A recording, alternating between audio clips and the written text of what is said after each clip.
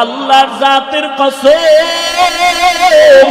আমার এই জমিনে যতদিন পর্যন্ত রাসূলের আদর্শ কায়েম হবে না, ততদিন পর্যন্ত চাপাবাজি চলবে, জমিনে শান্তি আসবে না। চাপাবাজি চলবে, দিয়ে দিব সব, এইভাবে চলবে, জমিনে শান্তি আসবে না। শান্তির ঠিকানার নাম ইসলাম। শান্তির ঠিকানার নাম কি? ইসলাম। ইসলাম ছাড়া সব অশান্তি। এইবার আল্লাহ তাআলা রহমতের নবী পাঠায় দিলেন, শান্তির দূত বানায়া। আল্লাহর কোরআনও দিয়ে দিলেন। এই কোরআন আর রসুলের আদর্শ দুই জিনিস যারা মানবে, এদের জন্য দুনিয়ায় শান্তি, পরকালেও শান্তি, দুনিয়ায় সম্মান, পরকালেও সম্মান। এরে নবীর উম্মতের দল, আল্লাহর কোরআন রসুলের আদর্শ ছাড়াই জমিনে শান্তি কোনোদিন কেউ দিতে পারে নাই, কিয়ামত পর্যন্ত পারবেও। আচ্ছা বলেন তো, আমরা যে কোরআন রসুলের আদর্শ মানি, ইসলাম মানি, এটা একটু একটু দুর্বল না? কি বলেন আপনারা? আল্লাহর কোরআন রসুলের আদর্শ ইসলাম এগুলো দুর্বল? মোটেও দুর্বলতা নাই।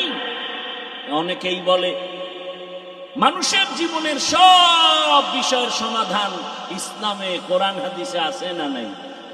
বলেন। কোন বিধর্মী জিগাইল, ও ভাই তোমার ইসলাম কেমন?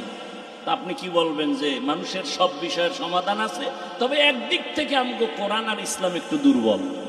বলে সেটা কি? বলে রাষ্ট্রের ব্যাপারে ইসলামে কিছু নাই, কোরআনে কিছু নেই। কি আপনার একমত এই কথা?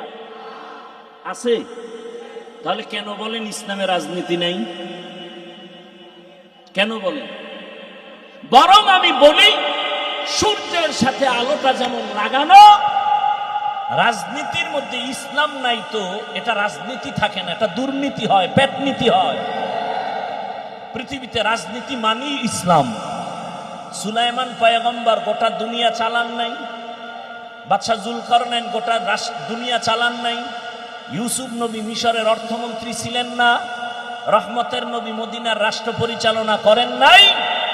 তাহলে আমি বলি, ফুলের সাথে যেমন ঘেরানটা লাগানো, ঠিক রাজনীতি আর ইসলাম আর কোরআন একসাথে লাগানো। ফুলের থেকে ঘেরান আলাদা হলে যেমন ফুলের কোনো দাম নাই, রাজনীতির থেকে আল্লাহর দ্বীন ইসলাম নবীর আদর্শ আলাদা করলে ওটা রাজনীতি থাকে না, দুর্নীতি হয়ে যায়।